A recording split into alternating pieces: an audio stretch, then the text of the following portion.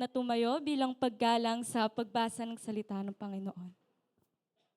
Inaanyayahan din po ang lahat na sabayan ng pagbasa, John chapter 20, verse 1 to 18. Now, on the first day of the week, Mary Magdalene came to the tomb early, while it was still dark, and saw that the stone had been taken away from the tomb. So she ran and went to Simon Peter and the other disciple, the one whom Jesus loved, and said to them, "They have taken the Lord out of the tomb, and we do not know where they have laid him." So Peter went out with the other disciple, and they were going toward the tomb. Both of them were running together, but the other disciple outran Peter and reached the tomb first. And stooping to look in, he saw the linen clothes lying there, but he did not go in. Then Simon Peter came, following him, and went into the tomb. He saw the linen clothes lying there, and the face cloth, which had been on Jesus' head, not lying with the linen cloth, but folded up in a place by itself. Then the other disciple who had reached the tomb first also went in, and he saw and believed. For as yet they did not understand the scripture that he must rise from the dead. Then disciples went back to their homes. But Mary stood weeping outside the tomb, and as she wept, she stood to look into the tomb. And she saw two angels in white, sitting where the body of Jesus had lain, one at the head and one at the feet. They said to her, "Woman, why are you weeping?" She said to them, "They have taken away my Lord, and I do not know where they have laid him." Having said this, she turned around and saw Jesus standing, but she did not know that it was Jesus. Jesus said to her, "Woman, why are you weeping? Whom are you seeking?" Supposing him to be the gardener, she said to him, "Sir, if you have carried him away, tell me where you have laid him, and I will take him away." Jesus said to her, "Mary." She turned and said to him in Aramaic, "Rabboni," which means teacher. Jesus said to her, "Do not cling to me, for I have not yet ascended to the Father. But go to my brothers and say to them, I am ascending to my Father and your Father, to my God and your God." Mary Magdalene went and announced to the disciples, "I have seen the Lord," and that he said these things to her. Pagpalain po ang pagbasa ng salita ng Panginoon, maaari na po tayong makaupo.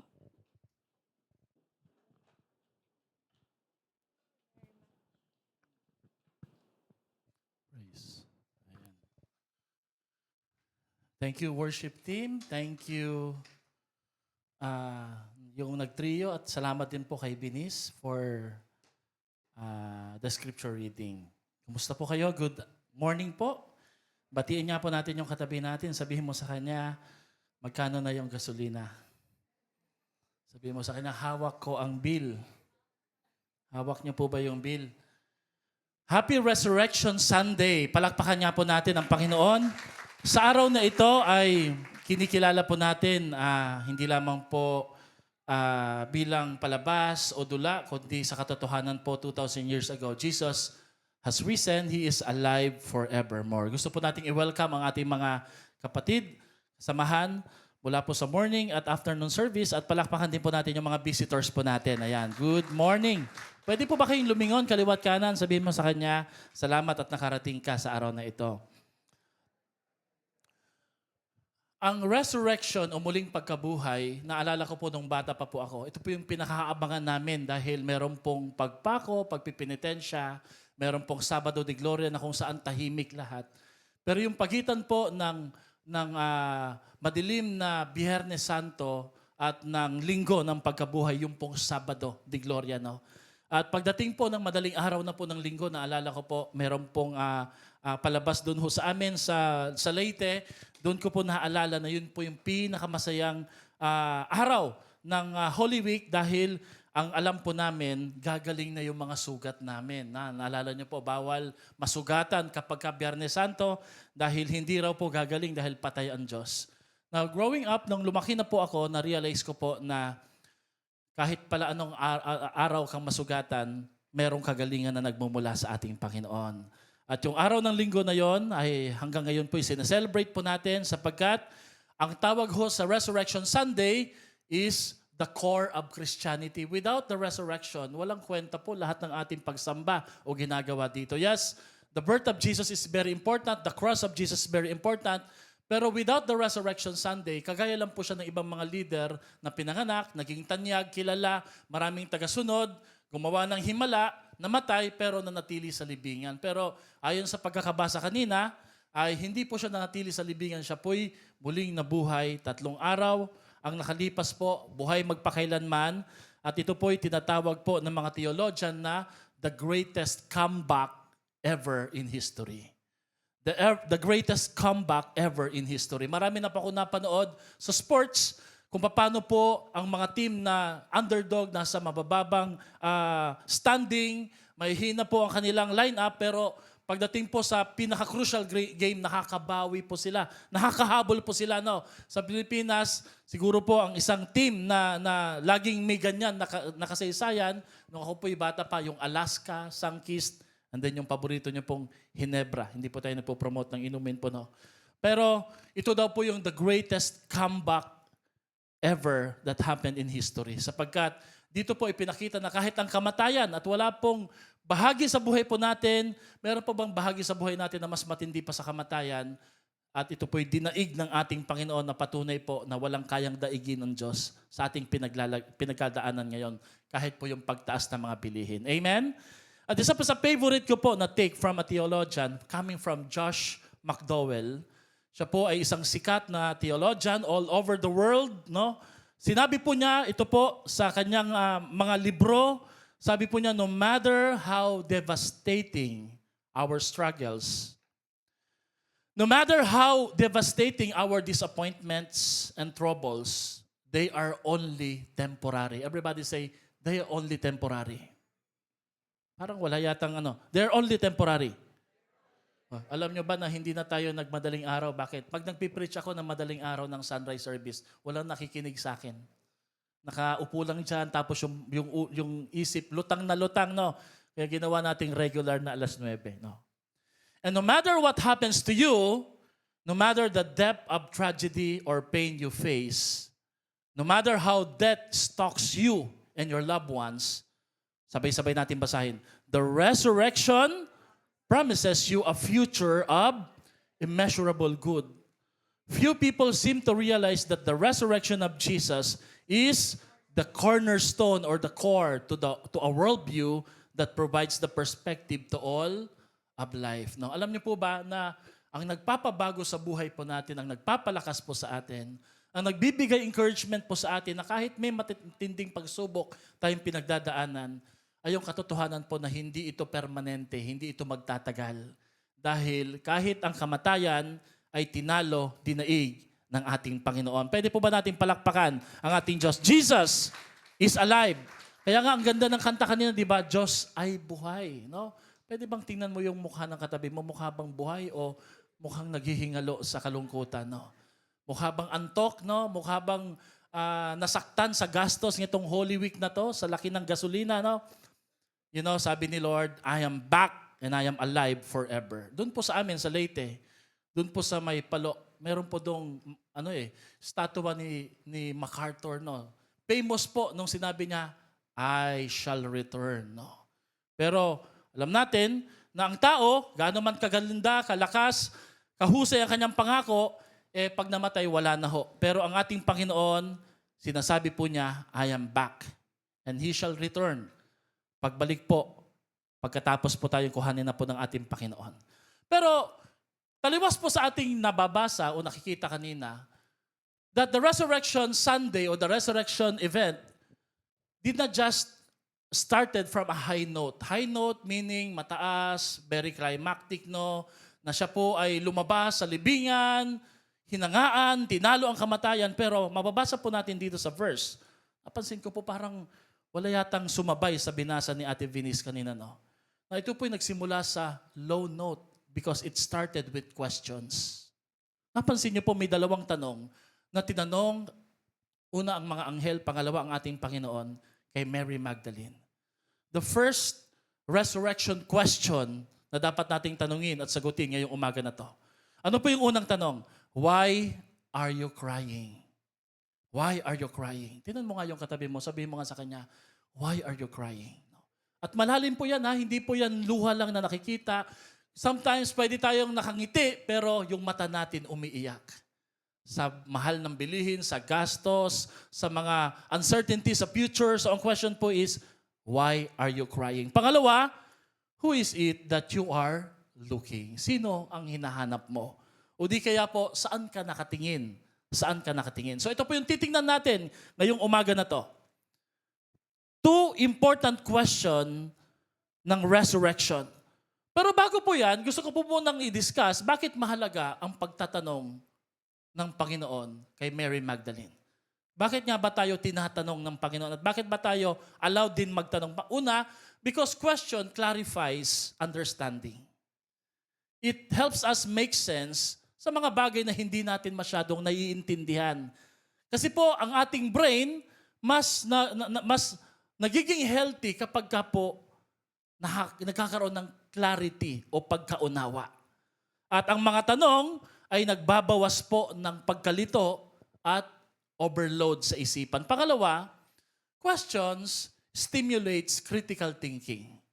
Pag nagtatanong po ang isang tao o tinatanong ka o nagtatanong ka, nagtitrigger po ito ng mas malalim na pag-iisip kesa ho sa pagtanggap na lang ng mga sitwasyon na parang sa tingin mo wala nang mangyayari. Halimbawa, itong krisis na pinagdadaanan natin ngayon. Ang kagandahan po ng pagtatanong ay ito po ay nagbibigay ng analysis na nag-i-encourage po ng problem solving. So, tingnan niyo po yung sitwasyon natin ngayon. Mahal ang gasolina, mahal ang bilihin. Subukan niyo pong magtanong ng tamang tanong, makikita niyo po may mga solusyon na pwede nating makita. Pangatlo, ang pagtatanong po ay nag-i-encourage ng emotional processing.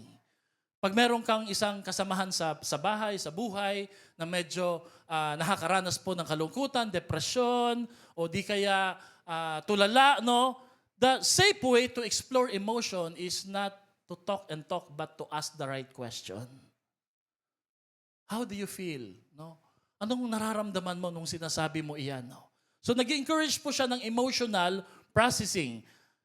And then, it also promotes growth and learning. That's why maraming mga bata, kahit po yung mga anak namin, lagi silang nagtatanong. No, meron ba kayong mga anak na laging nagtatanong? Why? Because it's their way of accessing information and learning about the world or yung mga bagay-bagay sa ating mga palibot. Number 5, asking question facilitates problem solving. The use of right question reframes the problem. No, halimbawa po dito sa kwento, dumating si Mary Magdalene, expected po talaga niya na patay na si Jesus. Yun po yung kanyang pananaw. Expected po niya na ang aabutan niya ay bangkay ni Jesus. Pero pagdating po niya, ang mas matindi, hindi po yung dahil namatay lang si Jesus eh. Ang mas matindi, naabutan niya, wala na yung katawan ni Jesus. That's why Jesus reframed her thinking. Tinanong po siya, why are you crying? Tinatanggal ba ni Lord yung kakayahan o yung karapatan ni Mary Magdalene na makaramdam ng emotion? No, nire-reframe po niya yung kanyang thought sa pamamagitan ng pangalawang tanong, sino ba ang hinahanap mo? Kasi kung ang hinahanap mo'y patay, wala na dito. Dahil ako ito, buhay na. And we will talk more of it mamaya. And sometimes it adds to our anxiety when we don't reframe our thinking.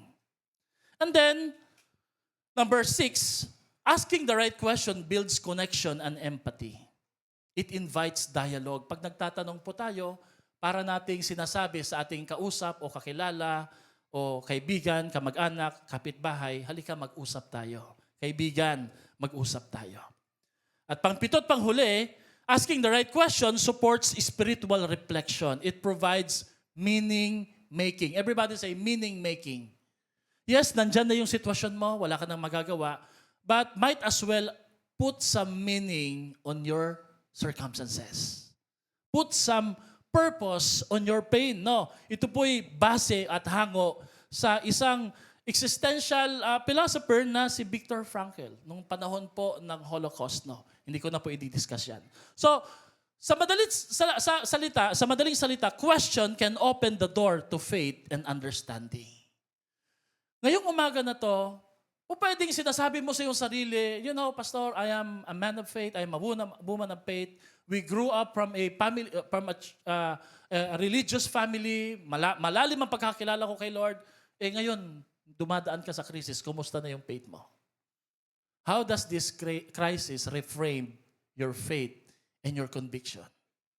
Kumusta po ang katatagan nyo? You know, madaling sabihin Pastor, matatag po ko buti pa sila hindi. No, don't say that. Hindi mo alam kung anong pinagdadaanan nila sa pinagdadaanan mo. Kahapon po, itong series na to na introduce ko ngayong buwan na to, kinausap po yung mga leaders Marami silang mga pinagdadaanan, marami silang kabisihan, pero pumunta sila dito. I asked them, how do you respond to this crisis? Alam niyo po ang sagot ng iba?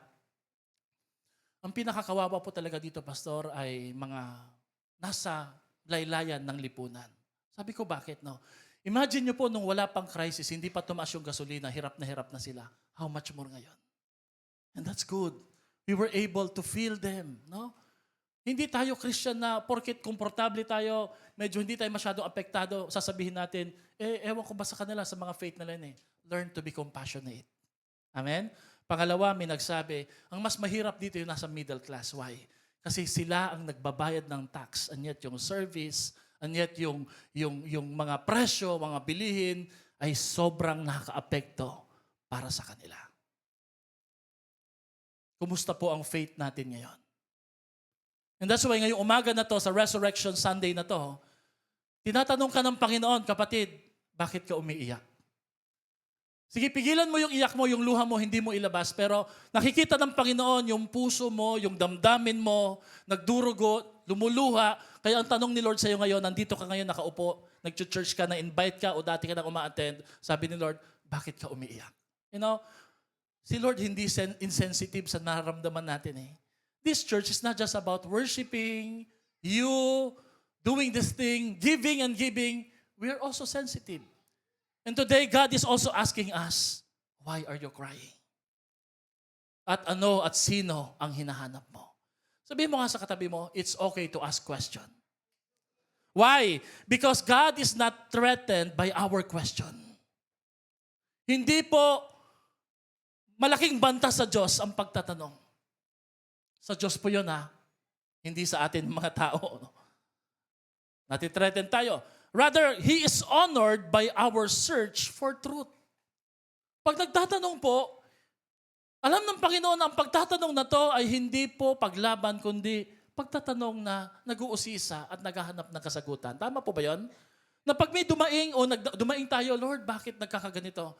Don't judge them by saying, no, alam mo, kulang ka sa faith. Alam mo, hindi ka nagdi-devotion. Alam mo, hindi ka nagpipray God allows us to ask question. Amen? God allows us to ask question because faith grows when our question meets the truth. Lumalago ang ating pagtatanong. Never think na pag nagtanong tayo, taliwas o kabaliktaran na po ito ng pananampalataya. Basta tamang attitude ng pagtatanong. And likewise, itong ating mga government leaders na nakaupo, miski lokal o national, mahalaga din na pwede silang tanungin at dapat silang sumagot sa mga tanong natin. Bakit? Kung ang Diyos ay pwedeng tanungin, dapat ding tanungin ang kapwa-tao, lalo ng mga leader. They must be held accountable. Amen? Kailangan silang sumagot. Kailangan, kung meron pong dapat idaan sa kaso, kailangan silang litisin at ipatunayan na wala silang kasalanan. Why? We are not above God. Kung si God nga pwedeng tanungin how much more our leaders? Ang gusto lang po natin ay accountability, no? So, that's social justice, no? Ayoko nang isingit pa. Mamaya na lang dagdagan natin. So, pasok tayo sa Easter question. Everybody say, Easter question. The first question is, the Easter sorrow, why are you crying? Now, may tanong po ako sa iyo, bakit nga ba tayo umiiyak? What is the reason behind our tears or cry? Ang tanong na ito'y tinanong po ng mga anghel kay Mary Magdalene. Alam niyo po, mahalaga po ang papel na ginagampanan ng mga kababaihan sa Biblia. Bakit? Sila ho yung laging una at huli pagdating sa mga gawain ng Panginoon. Unang dumarating, huling umaalis. Okay din po yung mga lalaki, pero ang mga babae po talaga ay talagang kinasangkapan at naging pagpapala po sila pagdating sa pagpapalaganap ng Ebanghelyo. So si Mary Magdalene ang pinakauna po na bumalik doon sa grave, doon po sa libingan. At tinanong po siya ng mga anghel, bakit ka umiiyak? Hindi po ito tanong ng pangungutya.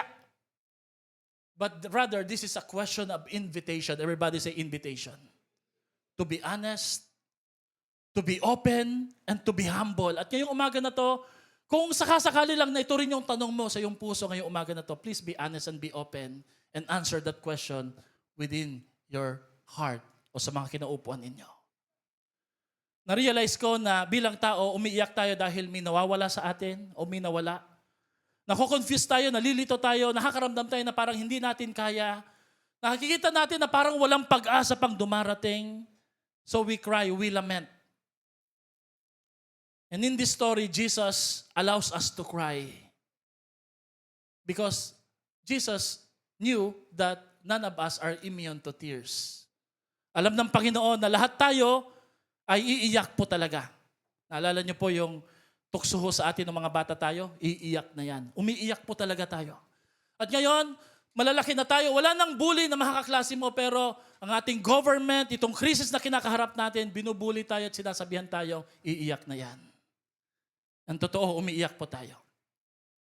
Ano po ang pinagdadaanan mo ngayon na kailangan mo maging bukas at open sa ating Panginoon? Maging honest. Tell your seatmate, be honest. Gusto lang ng Panginoon na i-admit natin yung nararamdaman natin, yung totoong pinagdadaanan natin. At sa case po ni Mary Magdalene, hello, sometimes we cry not because something is wrong. But in her case, Mary Magdalene cried because she doesn't yet see what God is doing. Parang nagkamali-mali na yung English ko dyan. Hindi pa niya nakikita yung totoong ginagawa ng Diyos. Isn't it true na pag malabo at nalilito po tayo, hindi natin nakikita yung ginagawa ng Diyos, naiiyak po tayo dahil nakatingin tayo sa ating present circumstances. We cry because we think something is lost, may nawala. But sometimes heaven is asking, come on, basahin natin to. Why are you crying when resurrection has already begun? At yan din po yung tanong ni Lord ngayon sa ating ngayong umaga na to. Bakit ka umiiyak na matindi kung alam mong matagal ng buhay ang Panginoon? Yes, tears are real, pain is real, the struggle is real, but the resurrection of Jesus is also real. Totoo na may problema, totoo na may krisis, totoo ang ating mga luha, pero totoo din ang isang katotohanan at prinsipyo ng ating Diyos ay buhay magpakailanman. Ang sabi po ng isang theologian na si Timothy Keller, while other worldviews lead us to sit in the midst of life's joy, foreseeing the coming sorrow, yung paparating pa lang ng mga problema. Kabaliktaran, Christianity empowers its people to sit in the midst of this world's sorrow, tasting the coming joy. Nang ibig sabihin po, hindi po tayo manhid para sabihin na wala tayong problema o wala tayong pinagdadaanan. Alam natin may pinagdadaanan tayo, pero hindi tayo umiiyak ng matindi dahil alam natin may kagalakang paparating sa hinaharap. Saang verse po ito? Alam niyo yung verse na to, paborito po ito ni Kuya Joselito. Proverbs 30 verse 5. Sabi dito, weeping may remain for a night, but rejoicing comes in the morning. Sa ibang translation po, but joy comes in the morning. Parang wala po masyadong nakaka-relate dito. Ako lang po ata, no? Weeping may remain for a night, but joy will come in the morning. Amen ba yan, Kuya Joselito? Pag-pray niyo po siya kasi nag-take po siya ng board and sasama natin siya. Palakpakan niya po natin ang ating Panginoon. Amen? Sabi ni Joselito, Pastor, ba't pa ako nasama dyan? No? May tanong po ako sa inyo, no? Okay pong umiyak. Pero baka mamaya yung iniiyakan mo, hindi dapat. Pwedeng umiyak. Pero ang tanong po ni Lord dito kay Mary Magdalene, sinong iniiyakan mo dito? Maybe you're crying over something or someone na hindi mo dapat iyakan. Because along the way, pag may crisis, pag nahahamon po ang ating pananampalataya, bigla pong lumalabo yung ating mga pinaniniwalaan. Sinasabi po ng Panginoon dito kay Mary Magdalene, your tears are valid, but they are never final. Totoo, yung mga luha mo, pero hindi iyan ang katapusan ng buhay. Sabihin mo nga sa katabi mo, hindi yan katapusan ng buhay. Umiyak ka kahapon, bumili ka ng gasol, 1.6. 1.6 na yung gasol. 1.5. Sa Maynila, sabi ni Ate Reg, 1.8 na ata, o 1.7 ba? Nakakaiyak po talaga yan di ba? Pero sabihin mo nga sa katabi mo, hindi yan permanente. Tataas pa yan. Hindi, joke lang. Hindi, bababa pa yan in Jesus' name. Amen? Amen. Come on, palakpakan natin si Lord. You may be weeping in front of an empty grave, not realizing that what you are weeping is actually an evidence of victory. Umiiyak ka kay Lord, umiiyak ka sa Bible, umiiyak ka sa worship mo kay Lord, pero hindi mo alam na yung iniiyakan mo ay ebidensya na kanyang pagtatagumpay 2,000 taon na nakakaraan. So what are you crying today? Suffering, pain, injustice, poverty, corruption. Alam niyo po ba yung current condition natin ngayon? Magkano ang diesel ngayon? 130 plus. Gasoline, 90 plus pataas pa. LPG, 1.6, nakalagay po dyan. Napanood niyo po ba yung viral na CCTV? Isang TNBS, tinakbuhan po yung isang gasoline boy, nagpagasolina po ng 5,000. Hindi ko alam kung sino po yung, saan ako maiiyak yung bang gasoline boy na nagbayad ng 5K na tinakbo. O yung TNBS na nahuli na 29 years old umiiyak. Kaya ko po nagawa yun kasi wala na po kaming pera. Wala na po kaming may uwi. Hindi pa rin dapat pero nakita niyo po yung nangyayari sa bansa po natin. And for all we know, baka hindi lang siya ang umiiyak, baka tayo rin nakaka-relate. Amen? You know, poverty is not just a lack of income. Sobrang lawak po na ito. Pag sinabi mong hirap na hirap ka, bakit? No, huwag mo siyang husgahan. Poverty is all about an access to education, food. Nakakain pa rin pa tayo ng tapat. Healthcare, pahirapan. No? Shelter, political inclusion, choice, safety, dignity. No? Ang kahirapan po, hindi lang po yung pagtaas ng presyo. Marami po ang mukha ng kahirapan. Amen? And I'm going to use an image or an illustration for this. Ito po yung picture ngayon ng Filipino people. The people feel like Atlas carrying everything. Sa atin po binabagsak yung tax, sa atin binabagsak yung bigat. And the burden is pictured as threefold: physical, psychological, spiritual. Totoo po ba yun? Na hindi lang yung bigat ng mga babayarin ang nagpapabigat sa'yo, pati yung stress, ang anxiety. Marami pong hindi nakakatulog ngayon sa utang na babayaran kinabukasan, sa mga tubo, sa interest. At lalo na po sa spirituality, nagtatanong sila, Lord, hanggang kailan po matatapos ito? And just like Atlas, sino po ba si Atlas? Isang Greek mythology po na pinagbuhat ni Zeus ng buong mundo bilang parusa sa kanya. Naka-bent over po ang kanyang katawan. Of course, this is just a myth, isang alamat, pero ito yung picture ng buhay at ng ordinaryong mamamayang Pilipino ngayon. Isang imagery, isang metaphor, that this is not just an oil crisis, it is a burden, a psychological, spiritual crisis. Tuloy-tuloy po yung pagbuhat niya. Ang tawag po dito ngayon ay the Atlas Dilemma. Everybody say, Atlas Dilemma. The Atlas Dilemma is the condition of a person who feels responsible to carry overwhelming burdens. Siya lahat. Sa kanya lahat. Sa kanya lahat pinapapasan. Physically, emotionally, mentally, and spiritually. Believing that they have no choice but to hold everything together. Alone. Pag binitawan ko to, anong mangyayari? Ako lahat. Do you feel like that? And like Atlas, we are carrying a weight that feels endless. Walang katapusan. Parang pinapasan natin ang mundo. Pinapasan natin yung gera sa ibang bansa, pero tayo po ang apektado. Totoo po ba yun? Tayo po, no? At halos hindi matapos-tapos po ang problema. Like Atlas, many are not just tired, They are burdened with something that doesn't seem to end. Parang hindi natatapos. Pangalawa, like Atlas, the burden is not always visible. Kay Atlas, klaro po, pinapasan niya yung buong mundo, pero sa atin hindi nakikita. Yung katabi mo ngayon, ngumingiti po yan.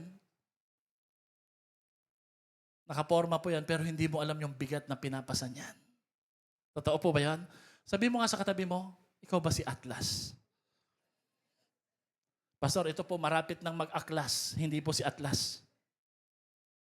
We are a modern day Atlases. Smiling on the outside but straining underneath.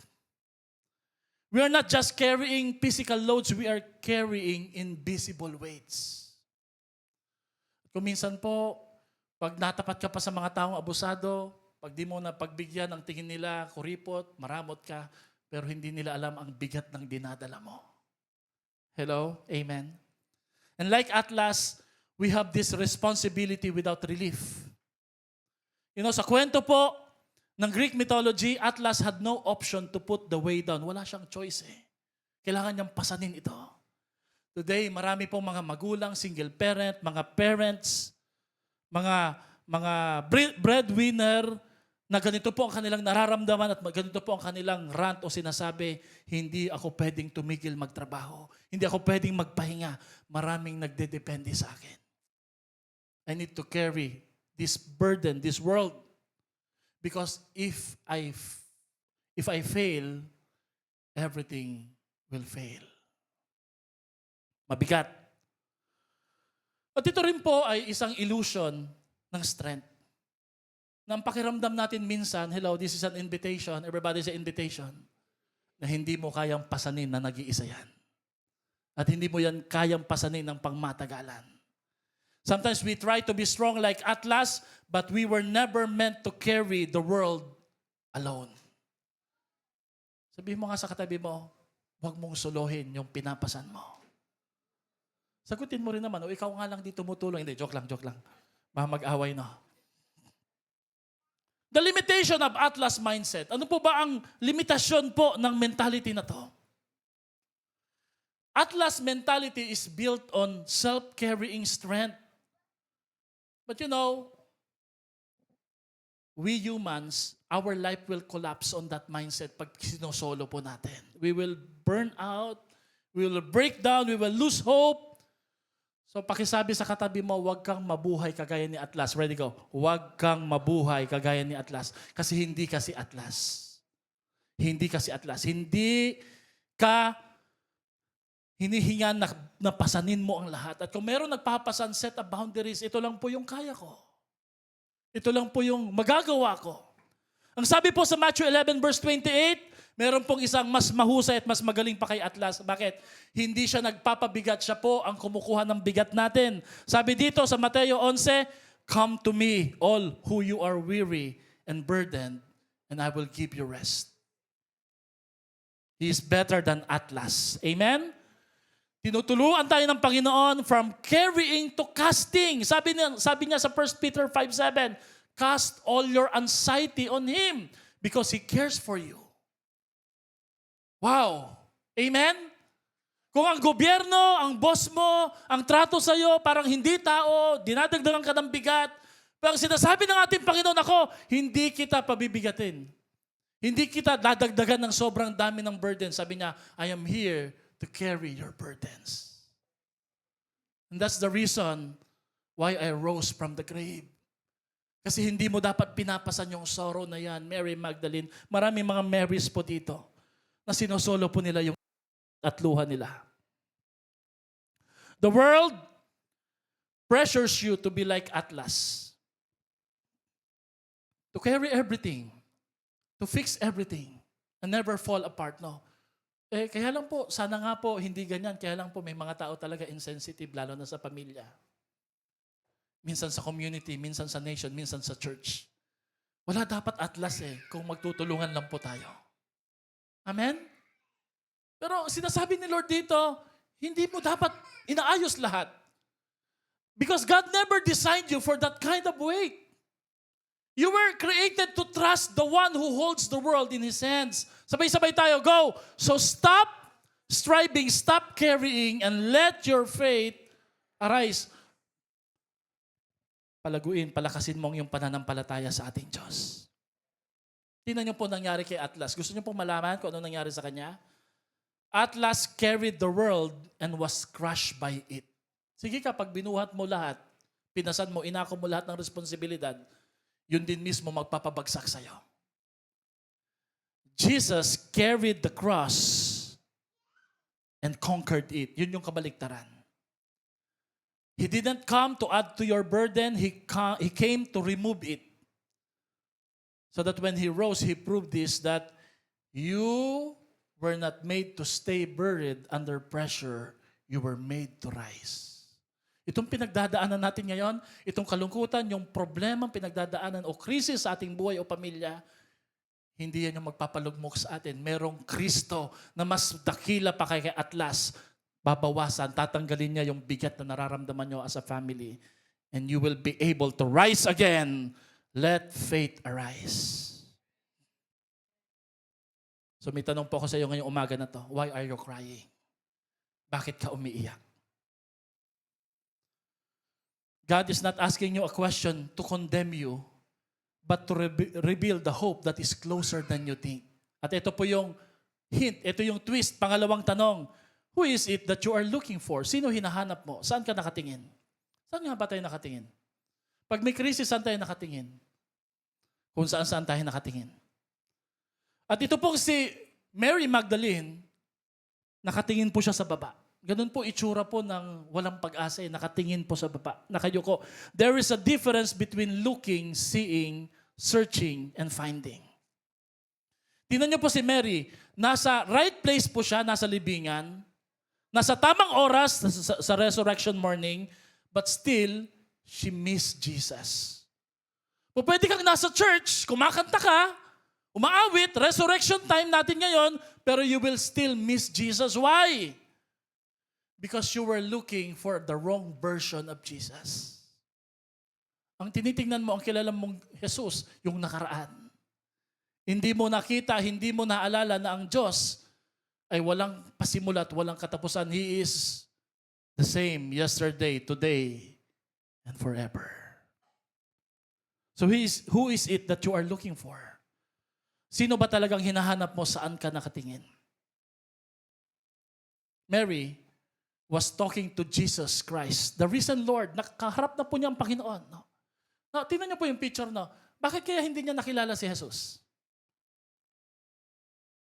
Kasi blurred po yung kanyang mata ng luha. Subukan niyo pong mag-drive ng motor, ng sasakyan, nas umiiyak. Tas umuulan pa. Tas yung wiper, ang bilis. Siyempre sa motor, walang wiper po yun. Ha? Ang iniisip niyo may wiper yung motor, wala po. No? Subukan niyo po yun. No? Mahirapan po kayong mag-drive pag blurred po yung vision po natin. Amen? Pwedeng umiyak, pero wag mong tagalan ang pag-iyak.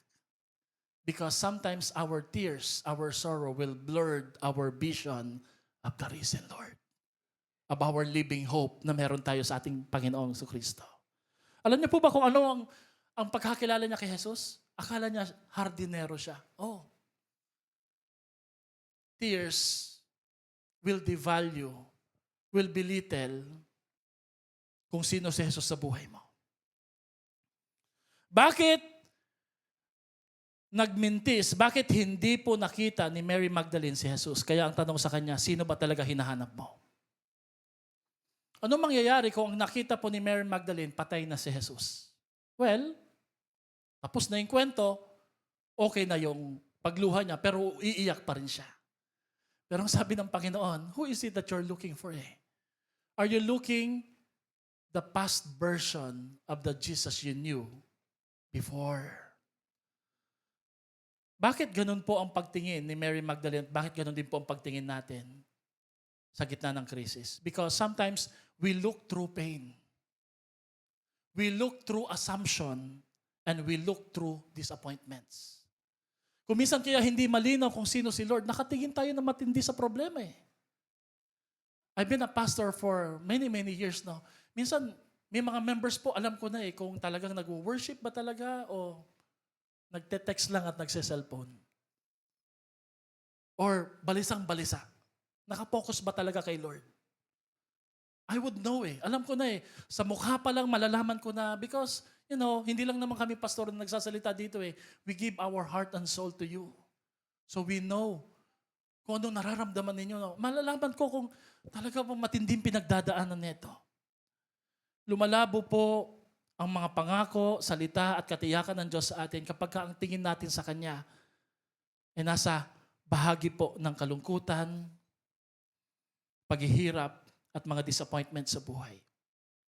When your heart is heavy, your vision will become blurry.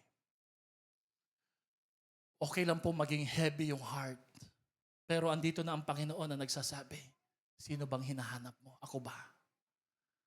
Huwag mong tingnan ang Panginoon doon sa libingan, sa cross. Tingnan mo siya sa kanyang pangako na ako'y babangong muli at kasama tayong babangon na may pag-asa. How is your vision right now? Kumusta po ang vision mo? Because where you look determines what you feel. Alam niyo po ba yon? Kung saan ka nakatingin, yan yung magdidikta ng mararamdaman mo. Totoo po ba yon? Sino po dito pag nagdadrive ka, nakita mo po yung sukatan ng gasolinan, tuwan-tuwa ka pag nababawasan? Praise God. No?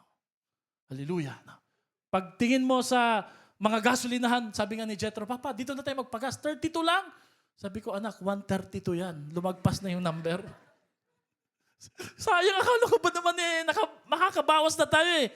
So nakita niyo po, ang tingin niya 32, na-excite siya. Ako naman ang tingin ko 132, nalungkot ako.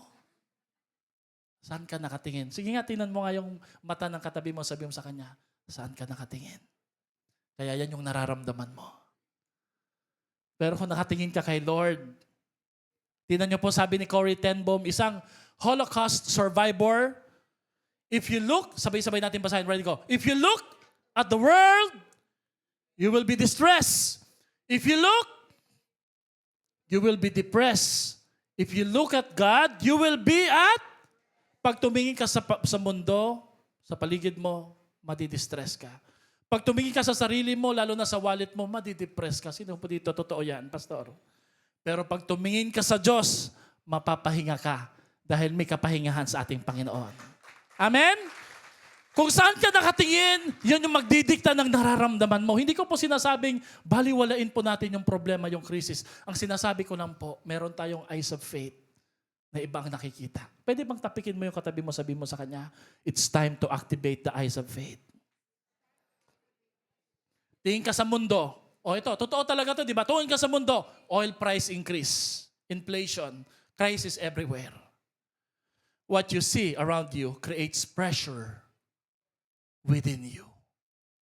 Kung ano nakikita mo sa paligid mo, talaga pong mag-create ito ng pressure sa'yo. If you look within, sige nga, tingnan mo sarili mo, kapain mo lang konti yung wallet mo. Nandyan pa ba yung benting, yung bilog na bente, no? Nandyan pa ba yung lilibuhin, no? Pastor, yung mga libo, nagpaalam na matagal na, last week pa. Nagbabay na, no? Napansin ko po sa pera, ang bilis dumating, ang bilis din umalis. Totoo po ba yun? Kaya totoo ang sabi sa Bible ang mga pera ay kagaya ng mga ibon, simbilis ng agila kung lumipad. Nakita niyo po sa US, anong simbolo sa mga pera nila? Agila. Patunay lang po, mabilis magpaalam ang mga pera. Saka napansin ko sa pera, pag nag-iisa siya sa wallet mo, ang lungkot, madali ring umalis, nagpapaalam. Pag walang katropa, mabilis na nawawala. Kaya dadagan mo ng marami. Di ba? Amen? If you look within, makita mo yung limitation mo, yung takot mo, yung failure mo. If your focus is only for yourself, your strength will never be enough. Sapat ba to? Totoo yung sinabi ni Corrie ten Boom Tingin ka sa mundo. Distress ka. Tingin ka sa sarili mo. Depress ka. Pero tingnan nyo mga kapatid. If you look to God, everybody say, look to God, may kapahingahan. Hindi sinasabi dito na nawala ang problema o mawawala ang problema. Hindi sinasabi dito na matatapos agad-agad yung problema, pero ang sinasabi dito, magbabago ang tingin mo sa yung problema. Because sometimes the problem is not the problem. The real problem is how you see the problem. Did you know that all the problems has a solution? Yes. Lahat ng problema may solusyon. Kaya lang po, minsan ang totoong problema kung paano mo tinitingnan ang problema. At alam niyo po, na-realize ko, pagdating sa crisis, pagdating sa problema, lagi tayong nagtatanong kay Lord, Lord, explain mo nga to sa akin. Sometimes, explanation may not work. Minsan po, pag may crisis tayo, ang mas mahalaga kaysa sa explanation, yung presence niya. Tingnan mo sa ospital. May pinuntahan pa ako na disgrasya. Ang sabi po niya, Pastor, bakit po nangyari sa anak ko to? No? Ako po, Pastor, alam ko yung limitation ko. May mga tanong na hindi ko masasagot. And don't try to answer what you don't understand. You will just create another harm. Don't over-spiritualize. Alam niyo yung ginawa ko sa kanya? Umupo lang po ako sa tabi niya, inakbayan ko. I just give him my presence. And presence is more powerful than explanation. Because presence brings comfort. Amen? Sa mga bata, pag sila'y na-overwhelm, umiiyak po na parang matindi, yakapin mo. Huwag mo nang pagalitan o explain na madami. Yakapin mo lang, hawakan mo lang yung kamay. Yung hawak ng kamay mo sa kanya ay sapat na para magpakalma sa kanya. Ano po bang sabi ng Panginoon?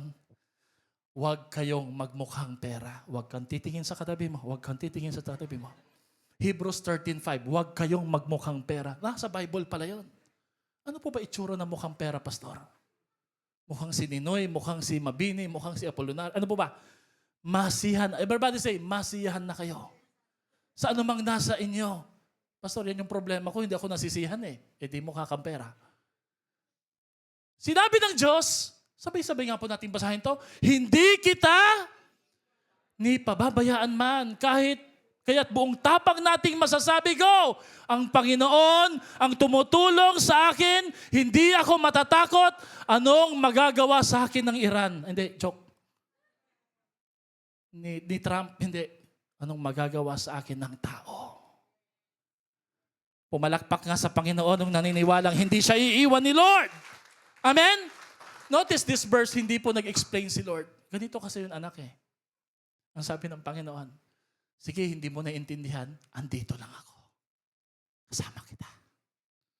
And right now, yung unang tanong, what is the first question? Why are you crying? God will not try to explain it to you. He will just sit beside you and ask you this question. Ako bang hinahanap mo? Ako ba yung hinahanap mo? Andito na ako. Kasama na kita. Sometimes, we miss the risen Christ because we are looking for Him in the wrong place. We are expecting Him to appear on the same as before. Ang hinahanap po ni Mary, patay na Jesus. Si Jesus buhay na. Hindi niya talaga makikita ang isang patay na si Jesus.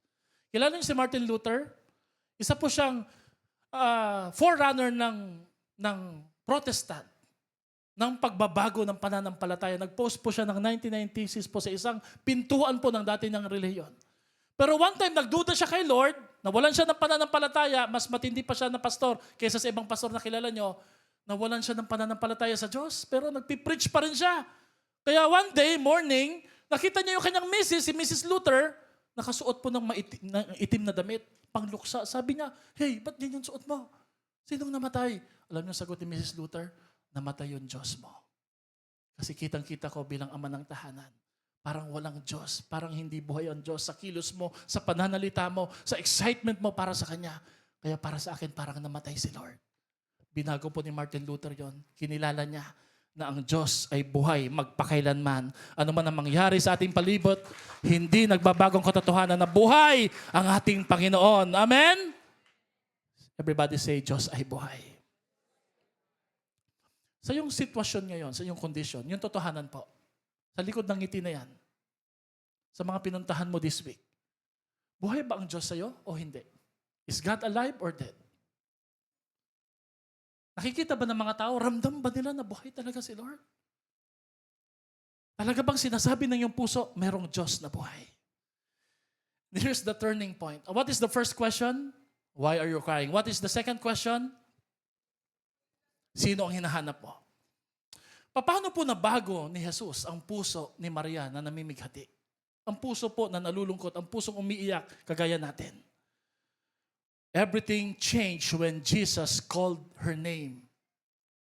Alam niyo, sabi ni Jesus sa kanya, Mary. Mary. Maria, sabi ni Jesus. At humarap siya at kanyang sinabi sa wikang Hebreo, Guro, ikaw yan. Naku, paano ba naman niya makikilala? Nakayuko siya. Sa depresyon, sa kalungkutan, sa discouragement. Pero here's a powerful lesson. Resurrection becomes real when it becomes personal to us. Sometimes, hindi mo maiintindihan yung sakit na nararamdaman ng isang ina kung hindi mo pagdadaanan. Hindi mo maiintindihan yung depresyon, yung kalungkutan na naranasan niya hanggat hindi ka dadaan sa kanyang parehong pinagdaanan. At hindi mo maintindihan yung patotoo ng isang tao na may Diyos na mabuti, nagliligtas, nagbabago, nagpapagaling up until dumaan ka sa parehong pinagdadaanan niya. And this resurrection will not be true to you pag wala kang pinagdadaanan. Pag wala kang nararamdaman. Mary did not recognize him by vision or sight. Vision failed Mary because of tears. But Mary recognized Jesus by his voice. When Jesus called her, Mary. Now here's the principle. You may not recognize him in your situation right now, but you will recognize him when he speaks into your life right now. Anong sabi niya sa babaeng ito? Mary.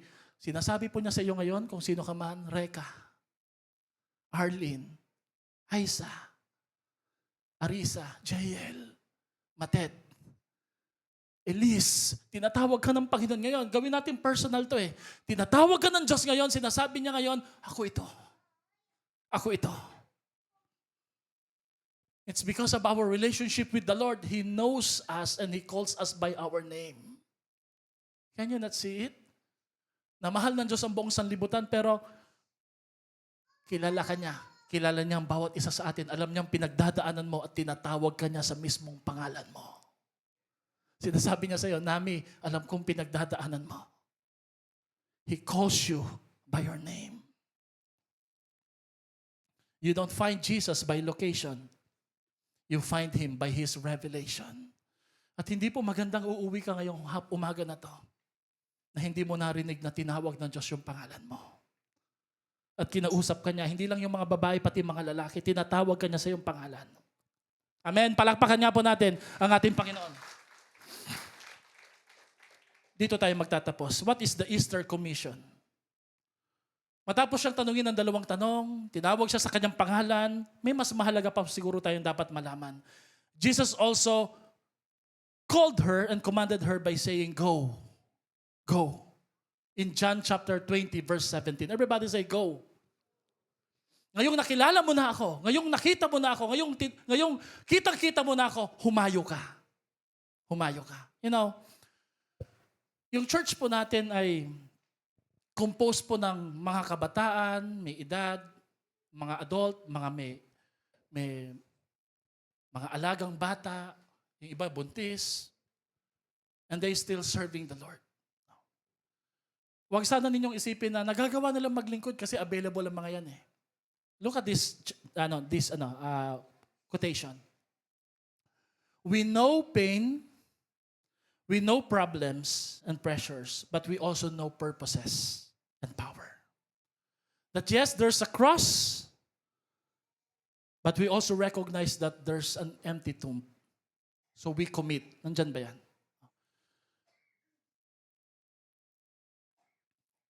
Minsan, magpapaalam si Kenneth sa akin, sasabihin ni Kenneth, Pastor, sorry po, Sabado, royalties, hindi po ako makakapunta. Bakit? May shoot po ako, Pastor eh. Go. Pero tatalili, sisili po siya dito agad. Minsan, magpapaalam si Angelica, sasabihin po niya, Pastor, buntis po eh, nahihirapan. Okay lang yan. Go. Pero pupunta po dito. Magpipray kasama ni Pastora. Our resurrected people, binago na tayo ni Lord. Hindi na tayo nabubuhay lang dun sa ating sakit at pait sa nakaraan. The reason why we are able to serve God, it's not because wala kaming problema. Kundi may problema. Pero tayo muling binuhay na ng Panginoon from dead to life. We know pain, we know problems, but we also recognize that there is purpose and power behind our problem, behind our situation. Amen? Huwag nawa po tayong manatili doon sa unang tanong. We keep on crying and crying. may we respond and commit ourselves sa Easter Commission by saying, go. That if you have seen the risen Christ, you cannot stay silent. You must go and tell. Ipinahayag po ni Maria kung ano pong nasaksihan niya sa ating Panginoon. Alam niyo nangyari kay Maria pagkatapos po ng encounter na to? Lumapit siya sa puntod na umiiyak, pero umalis po siya na bit-bit ang katotohanan na buhay ang Diyos. So kagaya po niya, you came in with tears ngayong umaga na to, but you will live with truth. You came looking, but you will live knowing. You came confused, but you will live called, tinawag ng Panginoon. You came burdened, but you will live blessed. Because the same Jesus you are searching for is already alive, present, and already calling your name, saying, will you go for me? Will you go for me? You may be searching, but today you will start seeing. You may be looking in the wrong place, but today your focus will shift because the Jesus you are searching for is not dead, not distant, not hidden. He is alive, He is present, and He is calling your name, saying, go. Will you go for me? So ngayong April na to, this is an invitation that let faith arise. Manampalataya po tayo. Mamaya, naka-prepare ba yung ating communion? Naka-ready ba tayo? Okay, no, good, no. Mabuti na lang. Hinulaan ko lang na pinipere nyo eh. Ang susunod po na gagawin natin dito is communion. Bakit tayo nagko-communion? Because the Lord understood napakadali natin makalimot. Is it true? Madali tayo makalimot. Meron tayong spiritual amnesia. That's why He instituted the Lord's Supper as a means by which we will never forget that our salvation cost Him His life on the cross. At walang makapaghihiwalay sa atin sa pag-ibig ng Panginoon. Pag nag-take tayo ng communion mamaya, may you be reminded that weeping may last for the night, but joy will come in the morning. So from crisis to Christ is. In fear, Christ is near. Sabay-sabay tayo. In inflation, Christ is our provision. Malakas. In disruption, in destruction, in the unknown, and in uncertainty, Christ is our certainty. Last slide. If Jesus Christ did not abandon you in His darkness, the ultimate darkness, why would He abandon you now in yours? Hindi ka nga iniwan ni Lord nung panahon na sobrang dilim ng kanyang pinagdadaanan. Abay lalo ngayon, hindi ka iiwan ni pababayaan ng ating Diyos. Sa waray-waray, meron kami madalas na sinasabi, pagka mabigat na, pero kailangan mo mag-move on, padayon. Everybody say padayon. Magpatuloy po tayo. Kaya tumayo po tayo at magpadayon po tayo sa ating paglilingkod sa ating buhay na Diyos. Palakpakan po natin ang ating Panginoon. Isang palakpak, papuri sa ating buhay na Diyos. Come on. Let us close our eyes. Bow our heads. At habang nakayuko po tayo, meron po akong tanong sa inyo. Why are you crying? Why are you crying? Bakit ka umiiyak? Pikit mo yung mata. At ang pangalawang tanong ng ating Panginoon ngayong umaga na to, sino ba ang hinahanap mo? Saan ka nakatingin? I pray ngayong umaga na to, sa mga narinig po natin sa salita ng Diyos, ay makita po natin ng klaro kung sino at nasaan ang Panginoong Jesus sa ating mga buhay. Where is God in your sorrow? Where is God in your pain? Where is God in your crisis right now? He is with us. At siya yung nangakong He will never leave us nor forsake us. Tayo po yung mag-pray. Lord, salamat po Panginoon sapagkat sa umagang ito, pinagdiriwang po namin ang katotohanan, ang isang magandang balita na una pong naipahayag 2,000 taon na nakakaraan na ang aming Diyos ay hindi patay kundi buhay magpakailanman. At dahil po dyan ang aming pananampalataya ay may kabuluhan, ang aming mga panalangin ay may kasagutan, ang aming mga pasakit ay may patutunguhan at may layunin. Ang aming kahirapan ay may pag-asa. ang aming paglilingkod ay hindi masasayang. Those who labor in the Lord will not labor in vain.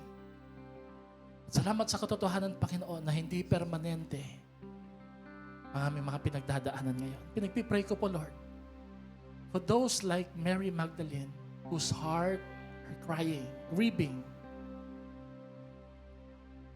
in lament. Kung meron po dito, isa o dalawa na umiiyak, nagdurugo ang kanyang puso, ngayon ka lang nakakaiyak, pakitaas nga lang yung kamay mo. In honesty, sabihin mo kay Lord, yes, Lord, I'm crying. And thank you, Lord, for asking that question. Thank you. Naiintindihan mo ako, Lord. Thank you, you are my safe space. Yes, Lord, I'm crying. And God is inviting you to cry yung umaga na to. Come on, cry. Weep. Kung kagaya ka ni Atlas, sobrang bigat, you are allowed to cry. But then, it does not end there. Jesus gave another question and invitation. Who is it that you're looking for? Because Jesus knew na kung sino yung hinahanap mo, kung saan ka nakatingin, there's a direct correlation kung bakit ka umiiyak ngayon. Sino at ano ba yung iniiyakan mo? Umiiyak tayo. Pwede tayong umiyak. Pero sabi ni Lord, weeping may last for the night. Sige, umiyak ka. Pero tandaan mo, hindi yan ang katapusan ng buhay. Ang krisis na to, yung daing mo, naririnig ni Lord yan. Yung taas ng bilihin, naririnig yan. Yung kahirapan sa pinansyal, naririnig ni Lord yan. Pero sabi ni Lord, hindi yan permanente. Joy, my joy will come to you and your family in the morning. Amen. Yes, Lord. In the morning. May pag-asa ang paggising sa araw ng bukas. Huwag kang mawawala ng pag-asa kahit umiiyak ka. At habang umiiyak ka, pahirin mo yung luha mo para makita mo yung pag-asang meron tayo kay Kristo. So let faith arise. Kay Jesus, lahat posible. Lahat ay mangyayari.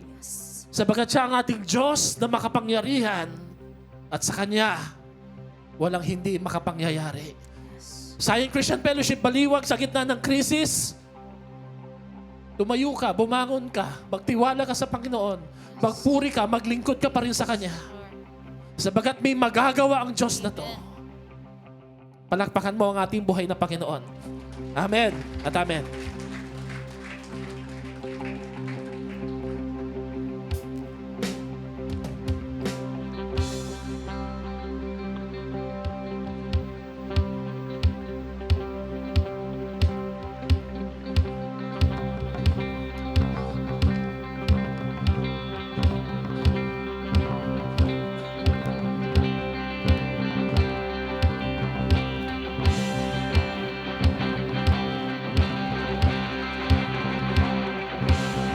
Walang matibay na tanikala sa ating Diyos na nagpapalaya.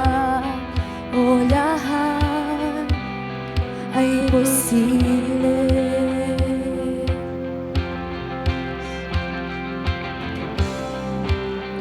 Hinali mo ang dagat pula, nagbigay ka ng daan. O lahat ay posible.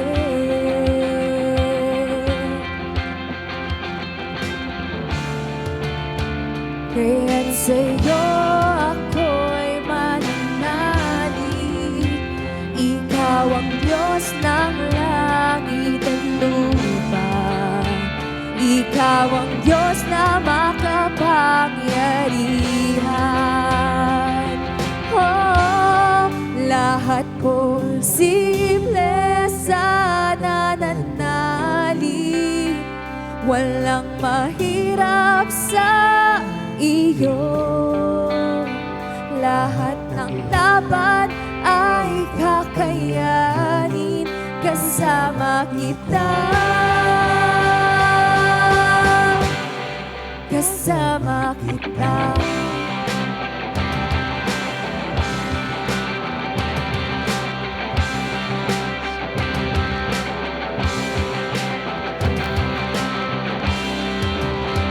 Walang bagyo na hindi tarahan, mararanasan ang kapayapaan. O lahat ay posible.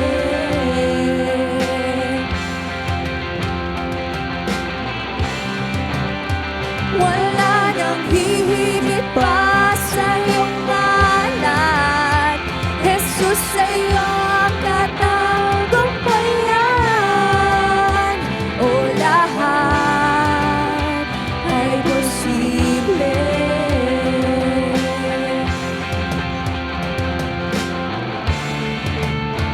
Kaya't sa iyo ako'y mananalig. Ikaw ang Diyos ng langit. Ikaw ang Diyos na makapangyarihan. Oh, lahat posible sa nananalig. Walang mahirap sa iyo. Lahat ng laban ay kakayanin kasama kita. Lahat posible sa nananalig. Walang mahirap sa iyo. Lahat ng laban ay kakayanin kasama kita. Kasama kita.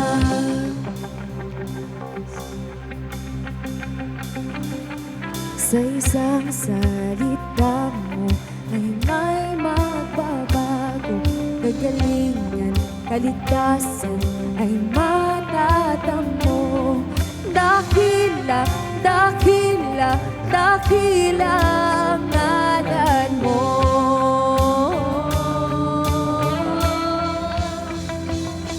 Sa isang salita mo ay may magbabago. Kagalingan, kaligtasan ay matatamo. Dakila, dakila, dakila ang ngalan mo.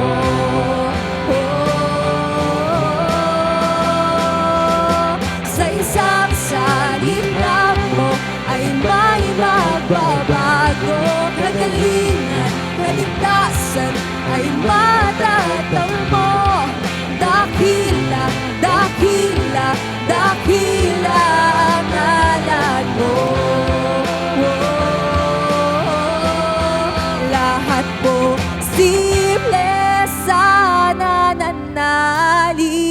Amen. Walang mahirap sa